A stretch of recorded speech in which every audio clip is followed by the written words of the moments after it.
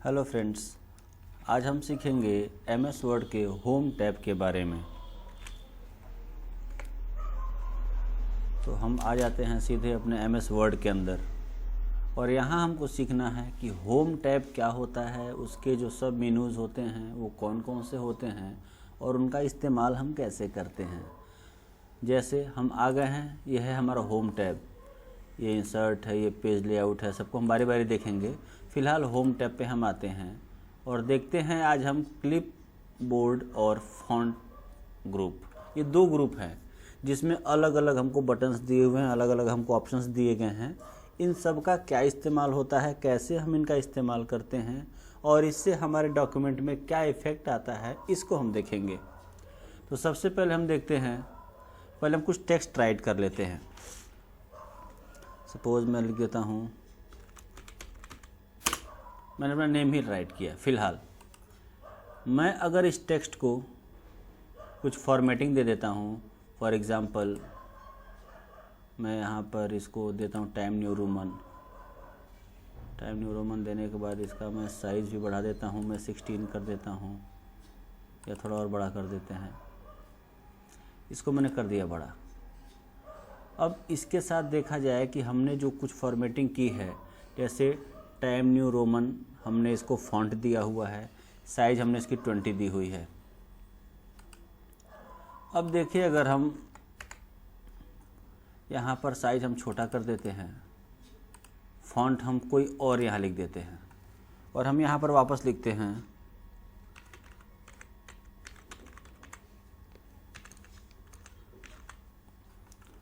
मैंने यहाँ लिखा संदीप, यहाँ लिखा चतुर्वेदी।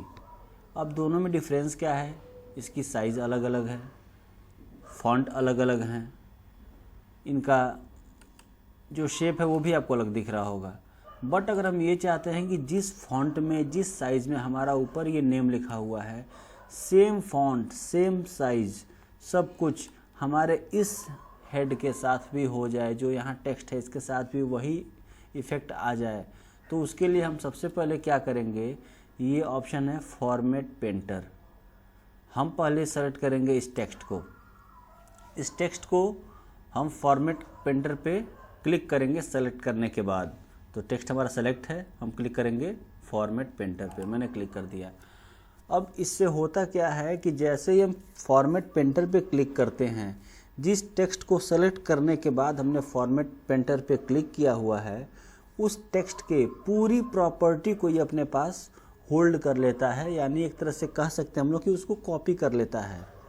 उसके बाद हम अब जिस टेक्स्ट पे इसको क्लिक करेंगे नेक्स्ट टाइम, फॉर्मेट पेंटर पे क्लिक करने के बाद हम जिस टेक्स्ट पे क्लिक करेंगे, उस टेक्स्ट पर जो फॉर्मेट पेंटर में स्टोर हुआ है पहले से फॉर्मेट, वो सीधे वहाँ पर आ जाएगा उसका इफ़ेक्ट। यानी ये कह सकते हैं कि हमने एक बार इसको सेलेक्ट करके जैसे यहाँ पर क्लिक किया, इनडायरेक्टली इसने इस फॉर्मेट को कॉपी कर लिया है और जहाँ भी हम इसको क्लिक करेंगे जिस टेक्स्ट पे, अब ये उसको वहाँ पर पेस्ट कर देगा। बट ये केवल एक बार करता है। ये रियल में कॉपी और पेस्ट का कोई कॉन्सेप्ट नहीं है। ये बस क्या करता है कि हमारे फॉर्मेट को होल्ड कर लेता है और अगली बार हम जहाँ भी क्लिक करेंगे उसको वहाँ पर ड्रॉप कर देता है। तो मैंने यहाँ पर सेलेक्ट कर लिया था, यहाँ से इस पर क्लिक कर लिया था। अब मैं यहाँ पर क्लिक करूँगा, ये देखिए इफ़ेक्ट दिखा। जिस तरह से ये लिखा था सेम उसी फॉर्मेट में ये भी चला आया।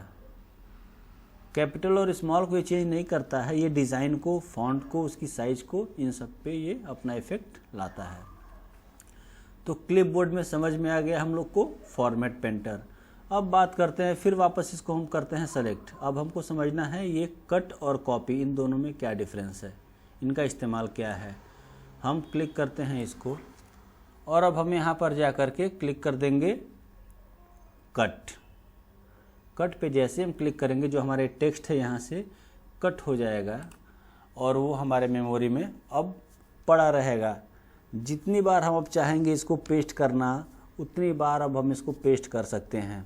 कट करने को मूव करना भी बोलते हैं। किसी भी ऑब्जेक्ट को या किसी भी टेक्स्ट को, किसी भी फाइल को जब हम कट करते हैं, तो कट करने का कॉन्सेप्ट होता है कि हम उसको उसके लोकेशन से मूव कर रहे हैं, अब हमको कहीं और उसको स्टोर करना है।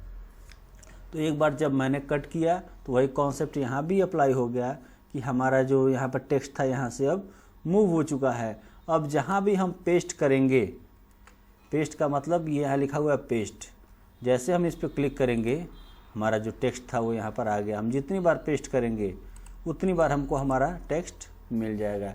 यानी अगर एक बार हम किसी टेक्स्ट को कट या कॉपी कर देते हैं तो नेक्स्ट टाइम पे जब तक हम किसी दूसरे टेक्स्ट को कट या कॉपी नहीं करेंगे तब तक जितनी बार आप चाहेंगे उतनी बार एक टेक्स्ट को पेस्ट कर सकते हैं।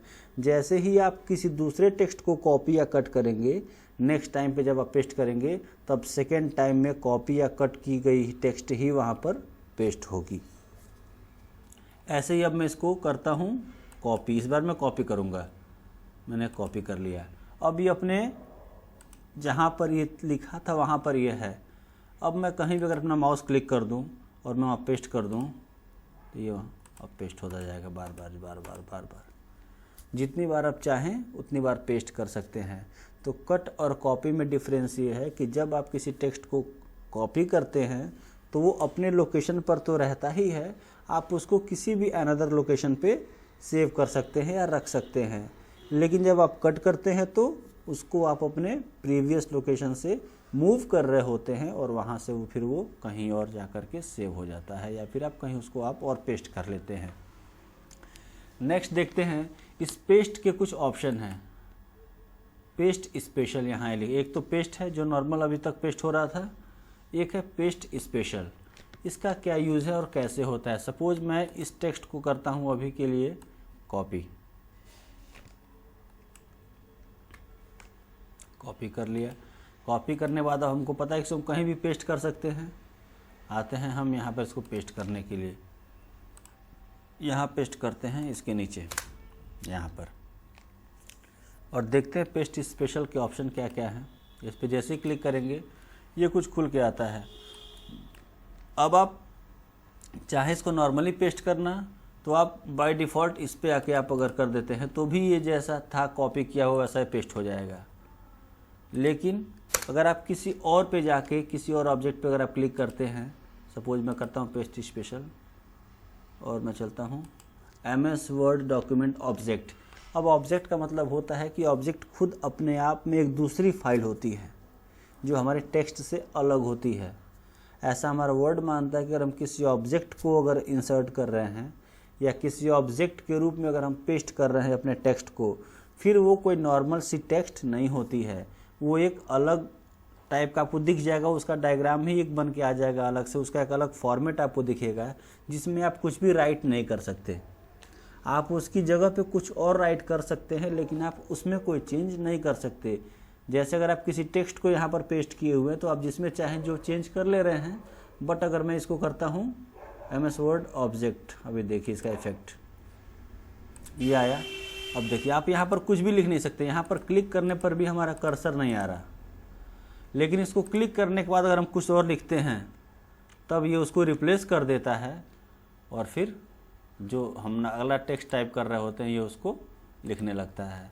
तो हमने ये देखा कि पेस्ट स्पेशल में हमको बहुत सारे ऑप्शंस मिल जाते हैं, हम एक एक करके सबको देख सकते हैं और हर एक पेस्ट स्पेशल के ऑप्शन का अलग अलग इफेक्ट आपको दिखाई देगा। अब आगे बढ़ते हैं हम फॉन्ट ग्रुप की तरफ। फॉन्ट ग्रुप को देख लेते हैं एक बार, उसमें क्या है। सबसे पहला है इसमें ये फॉन्ट। इसमें आपको बहुत सारे फॉन्ट मिलते हैं। अब अगर आप किसी भी टेक्स्ट को क्लिक करिए और उसके बाद अगर आप चले जाते हैं यहाँ पर फॉन्ट ग्रुप में, तो आप अपने माउस को जिस भी फॉन्ट पे क्लिक करते हैं, आपने जिस टेक्स्ट को सेलेक्ट किया था उसका फॉन्ट का स्टाइल बदल जाएगा।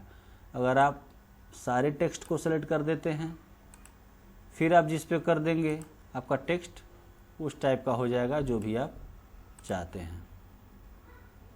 ठीक है, ये है हमारा फॉन्ट ग्रुप। उसके बाद आता है ये बगल में साइज़।